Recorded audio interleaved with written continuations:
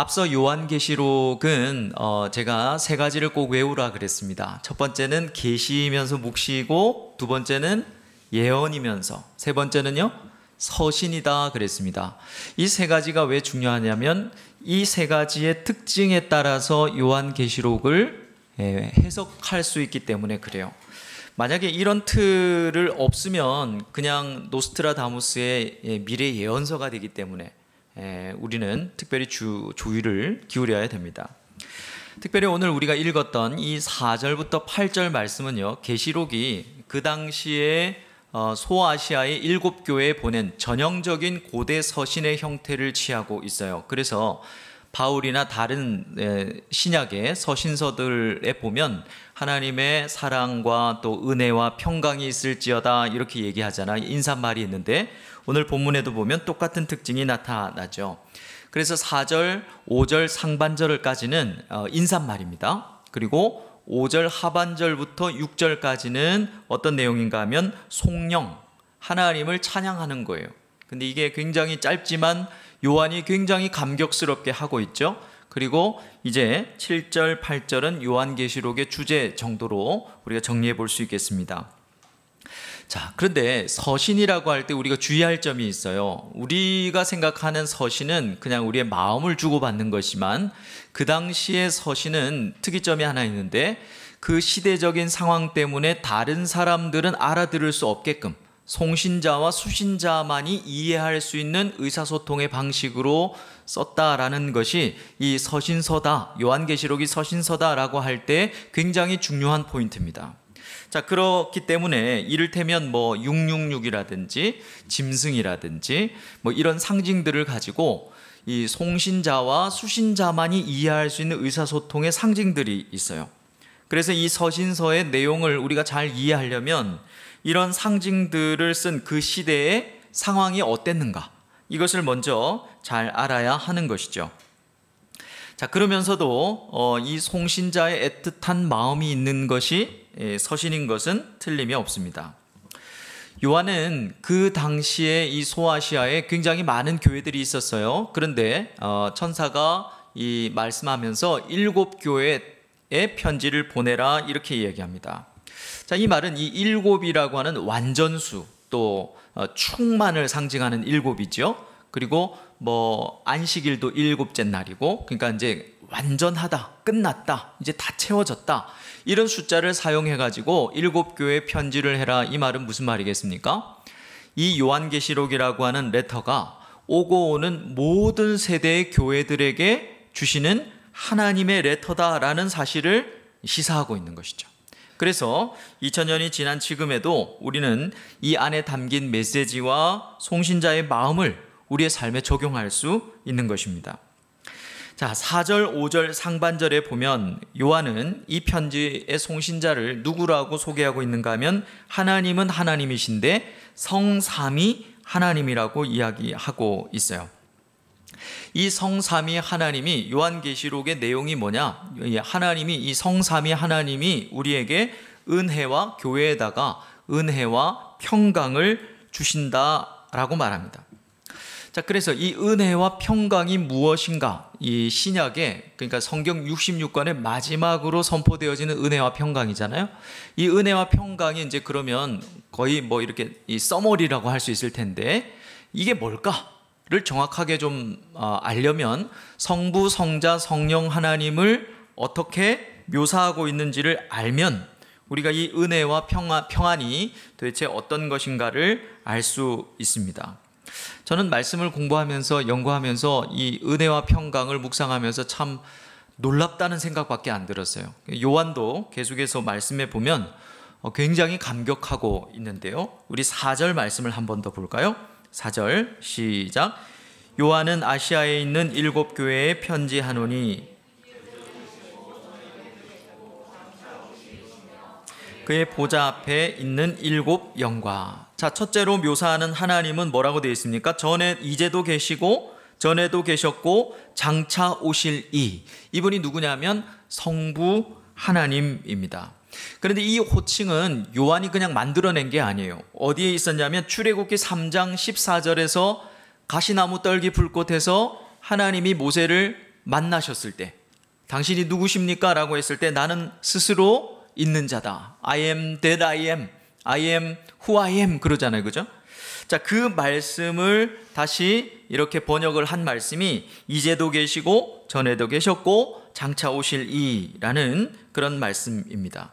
자, 그러면서 이 호칭은요, 이 하나님을 대변하는 성부 하나님의 호칭은 요한계시록 17장 8절에는 무엇과 대조를 되고 있는가 하면 전에 있었다가 지금은 없으나 장차 무저갱으로부터 올라와 멸망으로 들어갈 자라고 하는 이 짐승의 호칭과 대조를 이루고 있습니다. 자, 그러면서 장차 오실 이라고 되어 있죠. 이것은 지금도 오고 계시는 이라는 그런 역동적인 개념입니다. 하나님을 어떻게 묘사하고 있는가 하면 창세부터 지금까지 계속 오고 있는 분이라고 묘사를 하고 있는 거예요. 이런 표현을 통해서 요한이 뭘 말하고 싶은가 하면 성부 하나님은 그냥 하늘에서 관망만 하는 분이 아니다. 지금 소아시아의 상황을 우리가 잘 이해해야 된다 그랬죠. 가슴 핍박에 이제는 길드에 소속이 안 되면 장사도 못하는 상황에 또 기독교인들은 사람 잡아먹는 소문이 나가지고 이런 핍박이 수많이 있는 가운데서 하나님께서는 그저 하늘에서 관망하시는 분이 아니라 적극적으로 우리의 현실 가운데로 오시는 분이라는 거예요. 내 직장에 또 내 부부 사이에 또 나의 어떤 인간관계 속에 하나님이 계속적으로 오시면서 우리에게 뭘 주신다? 지금도 은혜와 평강을 부어주시는 분이시다. 이 얘기를 하고 있습니다. 자, 두 번째 묘사는요, 그의 보좌 앞에 있는 일곱 영 그랬습니다. 이것은 일곱 영은 스가랴서 4장에 일곱 등잔대 위에 등잔이라고 인용되고 있는 누구를 말하는 걸까요? 성령 하나님을 말하고 있습니다. 스가랴가 사역할 즈음에 누가 총독으로 사역을 했는가 하면 스룹바벨이 사역을 했어요. 근데 그 사람이 뭘 했냐면 성전 재건을 했는데 이걸 방해하는 엄청난 세력들이 있었습니다. 도저히 성전, 하나님의 성전을 지을 수가 없겠구나, 이렇게 상황이 그렇게 펼쳐지고 있었어요. 핍박이 있었다는 거죠. 근데 하루는 스가랴가 환상을 보게 됩니다. 그 환상에서 뭘 보냐면 하늘의 성전, 하나님의 성전이 완공되는 것을 환상으로 봐요. 그때 천사에게 스가랴가 이게 어떻게 가능합니까? 이렇게 질문을 하거든요. 그때 스가랴가 듣게 되는 천사의 말이 스가랴서 4장 6절 말씀입니다. 우리가 잘 아는 말씀인데 같이 한번 읽어보겠습니다. 시작. 그가 내게 대답하여 이르시되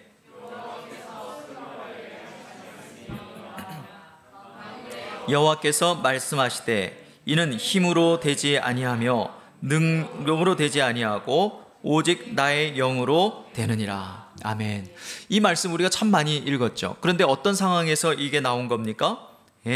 스룹바벨이 성전을 재건하려고 하는데 이걸 방해하는 세력이 너무 많아서 불가능하겠구나라고 생각했을 때 그것은 힘으로도 능력으로도 안 되고 뭐로만 된다? 오직 나의 신으로만 된다. 나의 신이 성령이시죠. 성령으로만 하나님의 성전은 완성될 것이다 라고 말하는 겁니다. 여러분, 우리가 이제 하나님께서 세우신 교회에 부름이 있다고 믿고 우리가 참 이것도 부족하고 저것도 부족한 교회를 세워가고 있어요. 그런데 이 교회는 힘으로 능으로 되는 게 아니래요. 우리 어떤 분은 우리 교회 막 로또가 돼서 막 빨리 건물을 그렇게 기도해 주시는 분도 있어요. 여러분, 우리 교회를 위해서 기도하는 분들이 참 많습니다.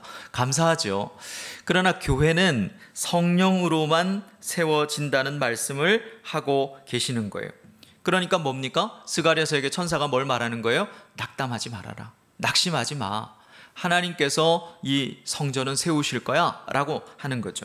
자, 그러니까 그런 성령, 스가랴서 특별히 4장에서 언급하는 그 성령의 이름을 인용하면서 지금 엄청난 핍박 가운데 있는 소아시아의 교회들에게 은혜와 평강을 주셔 라고 하는 메시지는 뭐겠습니까? 마찬가지죠. 하나님의 교회는 아무리 핍박이 있고 지금 너희들이 경험하는 어려움들이 있어도 성령께서 세우시기 때문에 결코 망하지 않는단다. 그러니까 낙심하지 말아라 라고 격려의 메시지를 주고 있는 것입니다. 자, 성부, 성자, 성령 나왔으니 그 다음 누가 나올까요? 다람쥐 아니고 성자 예수님이 나오겠죠. 5절 상반절입니다. 자, 보십시오. 또 충성된 증인으로 죽은 자들 가운데서 먼저 나시고 땅의 임금들의 머리가 되신 예수 그리스도로 말미암아, 이렇게 돼 있죠. 자, 예수님의 칭호는, 성호는 크게 세 가지 호칭으로 언급이 되고 있습니다. 근데 제가 말씀을 연구하다가 참 놀라운 것은요, 요한이 단 하나도 그냥 만들어내지를 않고 전부 다 구약을 인용하고 있어요. 이것은 시편 89편 27절 37절에서 인용한 예수 그리스도 성자 하나님의 칭호입니다. 은혜와 평강을 주시는 성부, 성자, 성령 하나님을 전부 다 구약에서 인용하고 있어요. 나중에 제가 조금 더 정리해 드리겠습니다만 이 4절부터 8절까지, 심지어 더 크게 요한계시록 전부는요, 이 요한이 구약의 모든 예언들, 구약의 모든 말씀들을 인용함으로 풀어가고 있다는 사실을 우리는 잘 이해해야 됩니다. 어떤 기도하다가 요한계시록을 풀어주시고 환상을 보고 와가지고 요한계시록 강의하시는 분들은 막 자기 멋대로 하시는데, 여러분 그렇게 하면 안 된다는 거죠. 요한이 썼던 방식대로 해석을 해야 되는 거예요. 자, 예수님을 뭐라 그러냐? 첫 번째는 충성된 증인, 마르티스라고 이렇게 얘기합니다. 예수님은 증인이신데요, 그냥 입으로 증언을 하신 분이 아니라 어떤 분입니까? 목숨을 건 순교자로서의 증인이셨죠. 여러분, 증인은요, 우리가 예수 그리스도를 증거한다 했을 때 증인 그러지 않습니까? 그런데 증인은 목숨을 거는 사람입니다. 자, 그래서 여러분, 이 증인이란 마르티스라고 하는 이 말에서요, 영어의 순교자라는 말이 왔어요. 증인이라는 것은 그냥 애당초 그냥 말로 예수님 교회 가볼래? 이런 게 증인이 아니고, 복음 전하는 게 아니라 목숨을 건 사람을 증인이라고 한다는 사실을 여러분 한번 기억하실 수 있기를 바랍니다. 두 번째, 성자 예수님을 뭐라고 말합니까? 죽은 자들 가운데서 먼저 나신 분. 예수님 순교 당하셨어요, 억울하게. 그러나 죽음에서 부활하셔서 첫 번째 열매가 되셨고 모든 피조물을 다스리는 분이 되셨습니다. 세 번째, 땅의 임금들의 머리가 되셨다라고 말합니다. 예수님을 반대하는 세상 열왕들을 통치하시는 지존자가 되셨다라고 말하는 겁니다.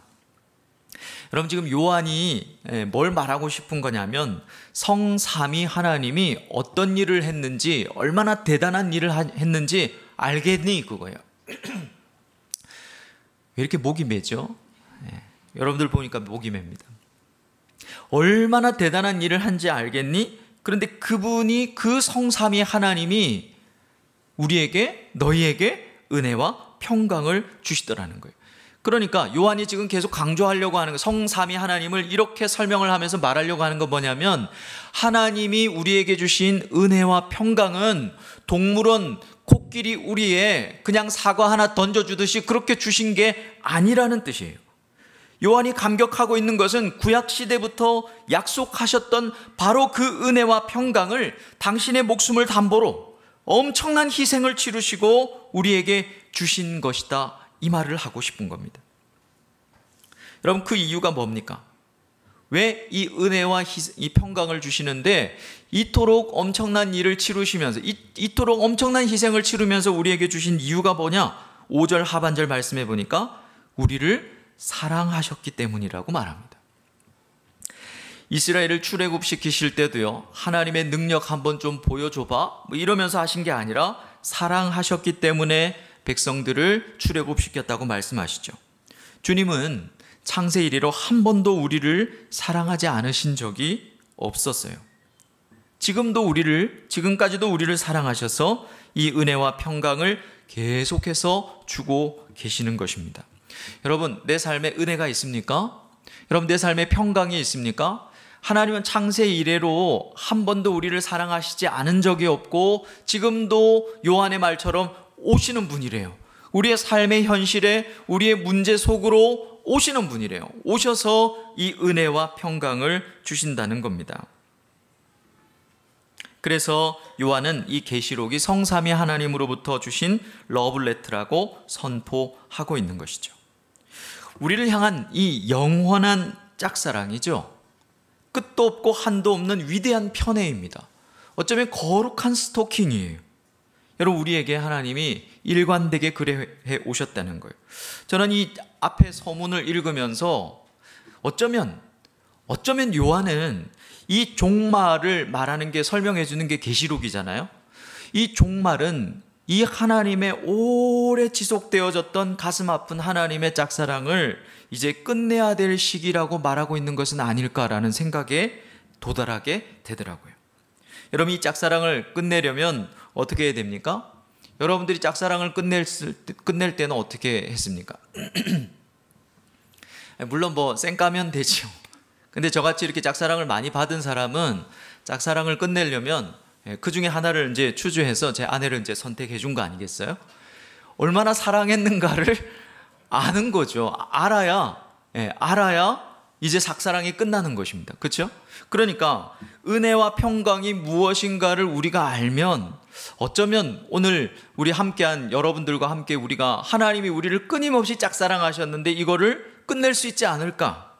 여러분, 정확하게 우리는 은혜와 평강이 무엇인지를 알아야 합니다. 이 은혜라고 하는 카리스는 여러분, 구약에서 우리가 너무나 많이 들었던 헤세드입니다. 그럴 자격이 없는 사람에게 아무 이유도 없이 선대하는 것, 하나님의 백성을 대하시는 방식, 그것이 헤세드죠. 그것은 성경 전체 인자로, 인애로, 사랑으로, 자비로, 오만 단어로 다 번역을 해도 그게 번역이 안 되는 게 헤세드였어요. 그런데 여러분, 더 거슬러 올라가면 이 헤세드는 어디에서 출발하는가 하면 에덴에서 출발합니다. 하나님께서 아담과 모든 피조물을 창조하시고 뭐라고 하셨습니까? 보시기에 좋았더라. 좋음, 토부라고 그랬죠. 아담과 모든 피조물에게 하나님이 좋다고 인정하는 토부를 주셨어요. 좋음을 주셨단 말이죠. 여러분, 마치 옛날에 우리가 이 상품이 굉장히 괜찮으면, 제 어릴 때는 이 품 혹은 SK 이렇게 탁 찍어줬어요. 제 이름이 SK잖아요. 그래서 저는 참 괜찮은 사람인 게 맞은 거예요. 나라가 인정한 사람인 거죠. 여러분, 그것처럼 괜찮은데 이렇게 탁 찍어주는 것처럼 하나님께서 아담과 모든 피조물에게 토부를 찍어주셨어요. 그 창조의 토부가 구약의 역사를 흐르면서 뭘로 드러나냐면 헤세드로 드러나는 거예요. 근데 그 헤세드가 결국 마지막 날에 카리스로, 우리에게 은혜로 주어지는 것입니다. 그러면 평강은 뭡니까? 이 에이레네라고 하는 평강은 여러분들이 너무 잘 아는 구약의 역시 샬롬입니다. 샬롬은 뭡니까? 아무 일도 일어나지 않은 내 마음에 잔잔한 거, 그냥 먹고 사는데 아무 지장 없는 거, 아무 일도 일어나는 마음의 고요함, 그런 게 아니고, 성경에서 말하는 이 샬롬은 뭐냐면 하나님과 우리의 완벽한 화해, 이게 샬롬이에요. 하나님과 우리 사이에 더 이상의 죄가 없고, 하나님께서 처음 만드신 목적대로 살아가면서 우리 가운데 주어지는 기쁨과 감격과 평강과 막 흘러 넘치는 즐거움과 이 모든 것들, 완벽한 회복, 이게 뭐냐면 샬롬이란 말이죠. 그래서 성경이 이야기하고 있는 이 평강, 샬롬은요, 하나님의 샬롬이고, 이 하나님의 샬롬은 하나님의 은혜로만 주어져요. 다른 걸로는 하나님의 평강이 주어지지를 않습니다. 여러분, 우리가 내게 강 같은 평화, 샬롬, 그거는 그냥 노래지. 여러분, 이 샬롬은 오직 하나님의 은혜로만 주어져요. 그래서 메츠거라고 하는 이 선생님은 이런 말을 했습니다. 하나님의 백성이 평안을 누릴 수 있는 것은 오직 하나님의 은혜 때문이다. 여러분, 내 삶에 성경이 약속한 이 샬롬이 있으려면요, 다른 게 필요한 게 아니에요. 하나님의 은혜가 있어야 된다는 거죠. 이 은혜와 평강을 주신 목적이 뭘까요? 이 은혜와 평강이 요한계시록에서 지금 결론과 같이 우리에게 주어졌다고 말하는데, 그 목적, 6절을 같이 읽어보겠습니다. 6절 다 같이 시작.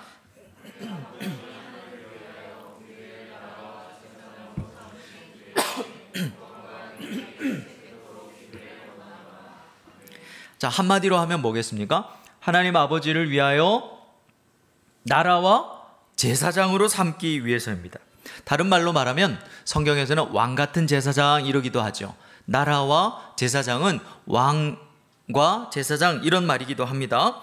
그런데 이 말씀도 요한이 만들어낸 게 아니죠. 구약의 출애굽기 19장 5절 6절을 인용한 것입니다. 같이 한번 읽어볼까요? 시작. 세계가 다 내게 속하였나니 너희가 내 말을 잘 듣고 내 언약을 지키면 너희는 모든 민족 아닌가요? 요한 출애굽기 19장 5절 6절 제가 읽어보겠습니다. 내 소유가 되겠고 너희가 내게 대하여 제사장 나라가 되며 거룩한 백성이 되리라. 너는 이 말을 이스라엘 자손에게 전할지니라. 신의 산에서 하나님께서 언약을 상징하신 것이죠. 근데 이상한 점이 있습니다. 이상한 점이 뭐냐면 우리가 어떻게 해야 제사장과 제사장 나라가 된다고 하셨는가 하면 내 말을 잘 듣고 내 언약을 잘 지키면 있네요. 예. 뭐죠 이건? 그러니까 제사장 나라가 된다는 조건을 주셨어요. 그건 뭐냐면 너희들이 내 말을 잘 들으면 그리고 내 언약을 잘 지키면 될 거야 라고 약속하셨어요. 근데 우리가 주님의 말씀을 잘 들었습니까? 주님의 언약을 잘 지켰나요? 안 지켰어요. 그런데 어째서 우리가 주님의 나라와 주님의 제사장이 되었습니까? 그 이유가 5절 하반절에 있습니다. 오늘 보면 5절 하반절에 보면 우리를 사랑하사 그의 무엇으로? 피로 우리 죄에서 우리를 해방하시고 우리 죄를 씻으시고, 여러분 예수께서 피 흘리심으로 대신 하나님의 말씀을 잘 들었고 언약을 지켜주셨다는 거예요. 그래서 우리가 나라와 제사장이 된 것입니다. 사실 이 약속도 역시요 창세기 1장으로 거슬러 가요. 여러분 우리가 잃어버린 시리즈 하면서 제가 설명드렸습니다. 에덴 동산에서 하나님은 아담에게 뭐 하라 그랬습니까? 다스리고 경작하라 그랬죠. 다스리는 게 뭡니까? 왕의 직무이고 경작하라 이 말인 하나님을 섬기라 라는 제사장의 역할이라고 말했죠. 아담에게 왕과 제사장이라고 하는 직분을 축복을 하셨어요. 그러나 불순종으로 깨졌죠. 그 깨진 축복을 출애굽 사역을 통해서 하나님은 다시 재현하신 겁니다. 그리고 결국 예수의 피로 온전히 성취하신 거예요. 여러분 이 제사장 나라가 되는 것, 나라와 제사장이 되는 것은 에덴 동산에 있었던 하나님의 축복을 드디어 당신의 아들을 찢으심으로 성취하셨다는 거예요. 우리가 주님의 나라와 제사장이 된 것은 길고 긴 역사 속에 하나님의 깊은 인내와 말도 안 되는 희생을 통해서 우리에게 성취하신 하나님의 약속입니다. 여러분 우리가 아니라 전적으로 하나님의 열심으로 주어진 거예요. 그래서 요한도 베드로도 감격해서 영광과 능력을 세세토록 하나님께 돌리고 있는 것입니다. 자, 그러면 우리를 무엇과 무엇으로 만드셨다고요? 나라와 제사장으로 만드셨어요. 왕 같은 제사장이라고 이해하시면 됩니다. 그죠? 근데 그 왕 같은 제사장의 모습은 어떤 모습일까요? 우리 7절 말씀을 같이 읽겠습니다. 7절 시작. 볼지어다 그가 구름을 타고 오시리라.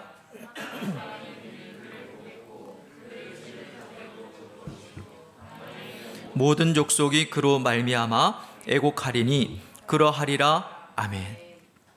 이 구절은 자칫 잘못 해석할 수 있는 구절입니다. 7절을 그냥 액면가로 쭉 보면 어때요? 아, 예수님이 장차 오실 건데, 구름을 타고 오실 건데 그 찌른 자들이 예수님을 볼 것이고 이제 심판을 당하면서 애곡할 것이다, 이렇게 해석을 할 수 있죠. 언뜻 보면 그런 뜻처럼 보입니다. 그러나 과연 그런 뜻일까? 이 7절은 좀 해석이 필요해요. 자, 만약에 그냥 읽으면 그냥 말 그대로잖아요. 재림의 심판이 있을 거고 이제 예수님을 죽인 자들, 회개하지 않은 자들은 애곡할 것이다, 그 말이 맞아요. 그런데 여러분 우리가 요한계시록 뭐라 그랬죠? 계시면서 예언이면서 서신이라 그랬어요. 그리고 지금 계속 6절까지 우리가 설명했는데 요한은 계속해서 구약에서 인용하고 있죠. 이 말씀도 구약의 두 구절을 인용한 것입니다. 자, 어떤 구절인가? 자, 첫 번째는 그가 구름을 타고 오시리라, 이 말씀은요 다니엘서 7장 13절을 인용한 구절이에요. 자, 같이 한번 읽어볼까요? 시작.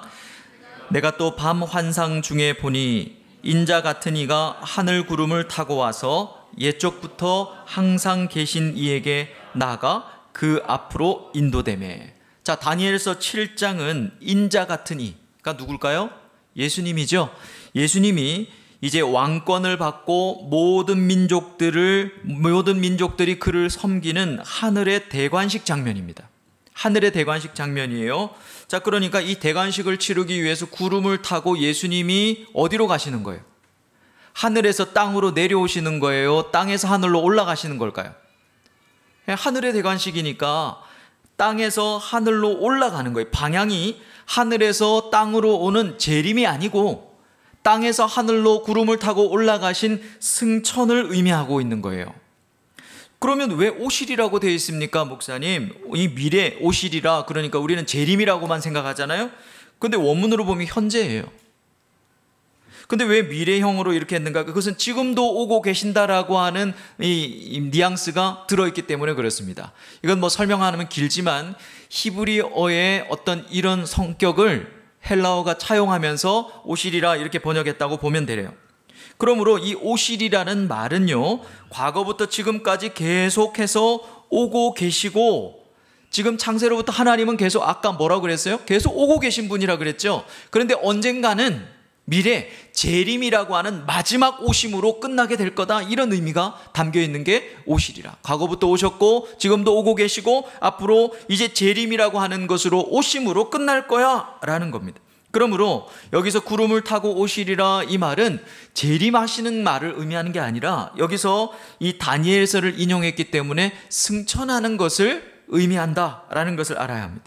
자, 두 번째는요, 그를 찌른 자들도 볼 것이요 땅에 있는 모든 족속이 그로 말미암아 애곡하리니, 이 말씀은 어디를 인용했는가 하면 스가랴서 12장 10절 말씀을 인용한 것입니다. 자, 어떤 내용인지 같이 읽겠습니다. 시작. 내가 다윗의 집과 예루살렘 주민에게 그를 바라보고 그를 위하여 애통하기를 독자를 위하여 애통하듯 하며 그를 위하여 통곡하기를 장자를 위하여 통곡하듯 하리로다. 자, 스가랴서 12장은 종말에 하나님께서 열국을 다 멸하시고 이제 이스라엘에게 은총과 간구하는 심령을 주셔서 이스라엘 백성들이 뭐하게? 회개하는 그런 장면을 말하고 있습니다. 하나님을 찔렀다라는 말은 하나님에 대한 배신과 불신을 의미하는 것이죠. 그런데 스가랴서 12장 10절의 말씀에 보니까 찌른 자가 누구라고 되어 있습니까? 다윗 집과 예루살렘 주민이라고 그랬어요. 이스라엘 백성들이에요.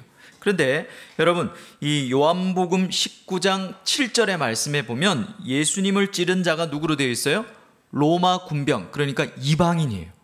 근데 오늘 본문에 보니까 그 찌른 자가 7절에 모든 족속이라고 되어 있습니다. 자, 처음에는 이스라엘이고 찌른 자가, 그 다음에는 이방인이고, 요한계시록에 오니까 모든 족속이라는 말은 계속 확장되고 있다는 말은 무슨 말이겠습니까? 찌른 자가 특정인이 아니고 모든 인류라고 하는 말을 하고 있는 것입니다. 하지만 하나님은 우리가 스가랴서를 인용했다는 사실을 모르고 보면 이게 심판을 말하는 것 같지만 스가랴서에서는 심판을 말하고 있는 게 아니라 그 찌른 자들에게 뭘 주신대요? 은혜와 간구하는 심령을 주셔서 심판받음으로 애곡하는 게 아니라 그들이 찌른 자를 인하여 회개의 눈물을 흘리는 장면을 말하고 있다는 것입니다. 이 회개의 애곡을 위한 은총과 이 간구하는 심령을 어떻게 주셨죠? 말세에 하나님께서 성령으로 주신 것입니다. 그래서 우리는 하나같이 다 하나님께 돌아올 때, 예수를 믿을 때 어떻습니까? 예수님을 인격적으로 만날 때 예수님을 제가 찔렀습니다 라고 하는 애곡하는, 회개하는 그런 특징들을 공통적으로 갖고 있죠. 여러분, 이것이 무엇인가 하면 바로 하나님 아버지를 위한 나라와 제사장의 모습인 것입니다. 하나님께서 말세에 한 세대를 일으켜 세우실 텐데 그 세대를 한마디로 얘기하면, 제가 뭐 지어낸 말이지만 한마디로 얘기하면 애곡하는 세대예요. 찌른 자 세대라고 말할 수 있을까요? 그 세대가 누굴까요?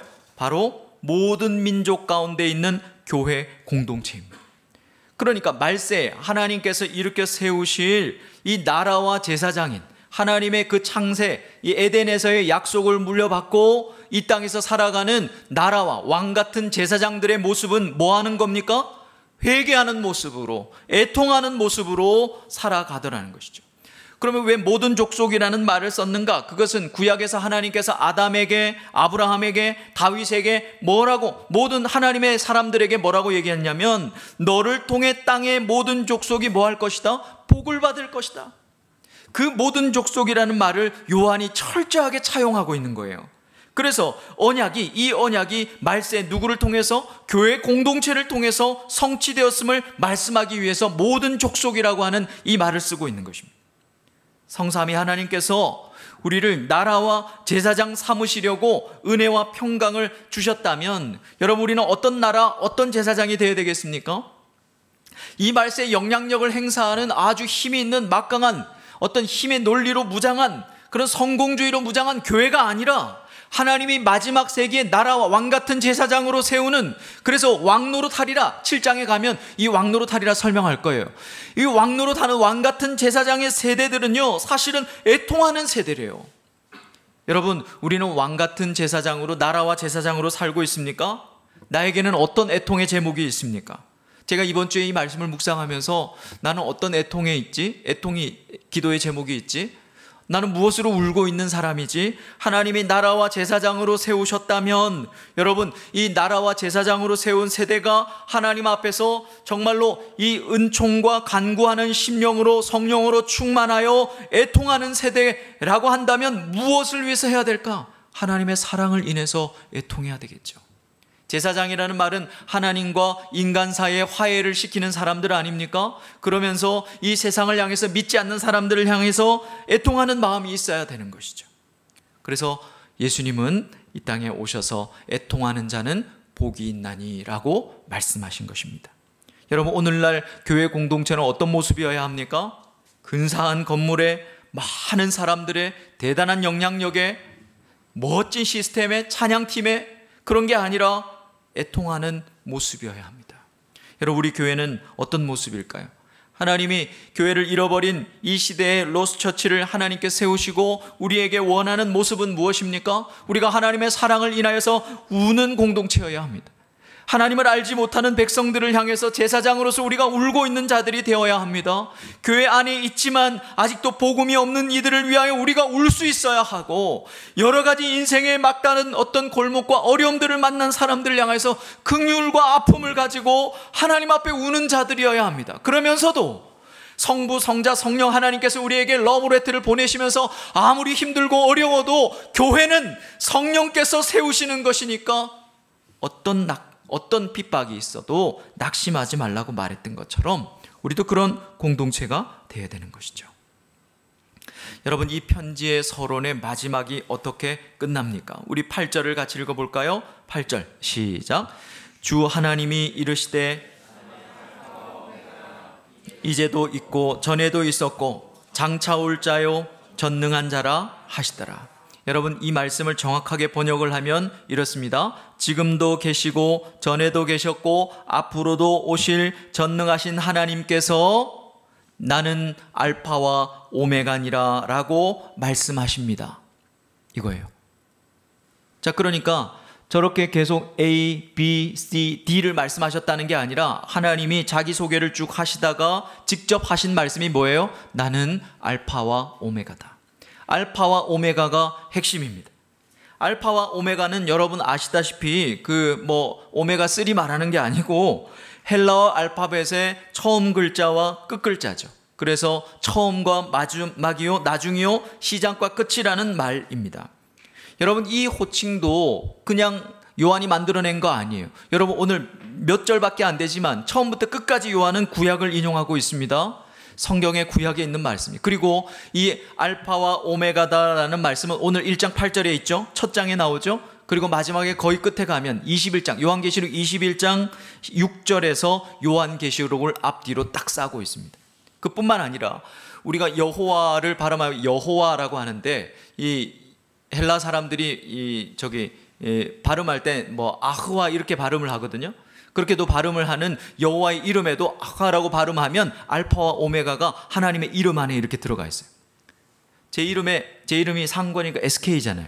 이게 들어가 있는 것처럼 괜찮잖아요, 이름이. 그처럼 하나님 이름에도 알파와 오메가가 들어가 있고요. 요한계시록을 앞과 뒤가 하나님께서 알파와 오메가라고 싸고 있고요. 또 요한이 얘기하고 있는 이 알파와 오메가라는 것이 성경 전체에 나와 있다는 것이죠. 여러분, 이것은 하나님께서 창조의 시작도 하나님이 하셨고 이제 끝맺음도 하나님께서 하실 것이라고 하는 실로 대단한 선포입니다. 오늘 이 말씀 앞에 여러분들은 어떤 반응을 하시겠습니까? 저도 애통하는 세대로 살게요. 저도 나라와 제사장으로 살게요. 하나님 은총과 간구하는 심령을 주셨다는데 저는 둘 다 없는 것 같아요. 살 뺄 마음만 있어요. 이제는 좀 제대로 살게요. 이런 다짐할지 모르겠어요. 그런데 하나님이 우리에게 그런 다짐을, 참 귀한 다짐 아니겠습니까? 근데 그런 다짐을 하는 우리에게 하나님 뭐라 그러냐면 내가 알파와 오메가야 이렇게 말해요. 그 일도 내가 할 거야 그런 뜻이에요. 사랑하는 여러분, 우리는 살아보지 않은 인생이 아마 더 많을 거라고 생각합니다. 그래서 이래야지 저래야지 라고 생각하면서 막 살고 싶을 거예요. 그런데 인생이 절대 자기 생각대로 안 됩니다. 안 되게 하나님이 해놓으신 것 같아요. 그러면서 우리는 하나님을, 믿음이 없는 자들은 하나님을 원망하겠지만 여러분, 결국 우리가 믿어야 하는 것, 하나님 앞에 갈 때 우리가 깨달아야 하는 것, 그리고 하나님을 막 찬양하면서 우리가 하나님 앞으로 가야 할 그 제목은 뭐냐면 하나님은 알파와 오메가십니다.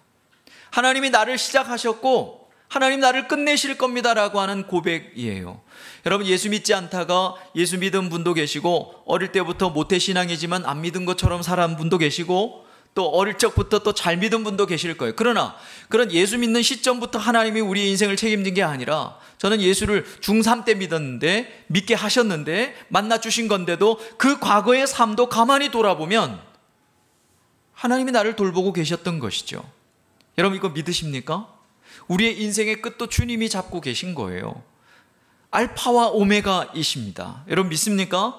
그러므로 하나님께서 처음에 어떻게 시작하셨는가, 우리는 창세기를 통해서 또 출애굽을 통해서 오늘 말씀을 통해서 어떤 은혜와 어떤 평강을 주셨고 어떤 일을 하셨고 우리를 위해서 어떤 희생을 지불하셨고 얼마나 대단한 것을 우리에게 주셨다는 것을 알파를 안다면 우리의 인생이, 여러분, 우리가 어떻게 가야 될지 알 수 없지만, 어떻게 끝나야 될지 모르겠지만 오메가도 주님이 똑같이 하실 거라는 거예요.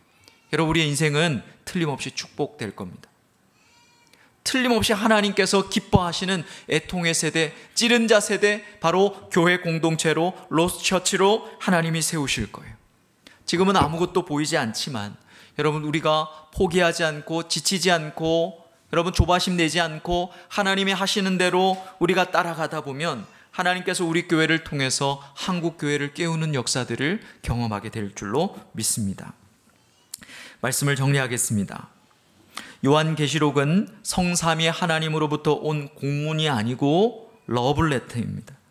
우리를 사랑하셔서 성부, 성자, 성령 하나님이 생명을 내어주시고 오래 참으시고 지독한 희생을 치르심으로 주신 지고지순한 은혜와 평강입니다. 왜 주셨습니까? 하나님 아버지를 위한 나라와 제사장으로 사는 복을 주시려고 우리에게 주신 것이죠. 그 약속의 성취입니다. 이를 위해 하나님은 우리에게 성령으로 은총과 간구하는 심령을 부어주셨습니다. 그래서 당신을 찌른 우리가 애통하는 세대로, 교회 공동체로 살기를 원하는 거죠. 여러분, 우리는 애통하는 세대가 되어야 합니다. 여러분, 자녀들이 생기면 자녀들을 이제 다 만날 거 아닙니까? 10년 안에 다 만나겠죠? 그 자녀들을 위해서 애통하는 부모가 되기를 바라요. 교회를 위해서 애통하는 자들이 되기를 바랍니다. 이 세대를 향해서 애통하는 자들이 되기를 바랍니다. 그것을 위해서 주께서 은총과 간구하는 심령이라고 하는 성령으로 우리를 충만케 하실 것입니다. 이 모습이 바로 하나님 아버지를 위한 왕같은 제사장, 나라와 제사장의 모습입니다. 하나님이 창세 이래로 지금까지 참으시며 우리에게 원하셨던 것은, 여러분, 대단한 것이 아니에요. 공치사를 하시는 게, 공치례를 하는 것이 아닙니다. 하나님의 사랑으로 인해서 애통하며 회개하는 세대가 되는 것, 그리고 하나님과 이 세상을 위해서 우는 세대가 되는 것, 이것이 하나님 아버지를 위한 제사장과 나라로 사는 교회 공동체의 모습인 것이죠. 성도의 모습입니다. 종말은 창세전에 시작됐던 이 하나님의 지독한 짝사랑을 끝내야 될 시기라고 요한이 저에게 말하는 것 같았어요. 은총과 간구하는 심령으로 우리 애통하는 자가 됐으면 좋겠습니다. 하나님께 복받아서 나 이렇게 예수 잘 믿어서 복받았노라 말하는 게 아니라 우리의 복은 그거랑 상상할 수 없어, 비교도 할 수 없는 복이에요. 이 땅 남은 여생 동안 하나님은 우리가 애통하는 자가 되기를 원해요.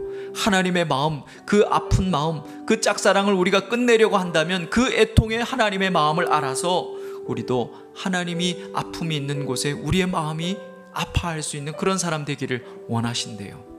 주님의 러브레터가 우리에게 그 장구한 역사를 지나면서 우리에게 다가왔어. 드디어 당도했습니다. 우리 이런 교회 되기를 바랍니다. 이런 성도가 되어서 주님의 마음과 함께 우리가 이 마지막 세기를 살기를 주의 이름으로 축원합니다.